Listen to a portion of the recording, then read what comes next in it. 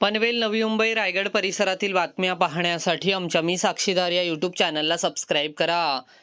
CBD Belapur येथील नवी मुंबई महानगरपालिकेच्या मुख्यालयासमोरील उड्डाणपुलाखाली सकाळी एका अज्ञात व्यक्तीचा मृतदेह आढळल्याने परिसरात खळबळ उडाली। सकाळी 8:30च्या सुमारास याबाबत सीबीडी पोलिसांना माहिती मिळाली।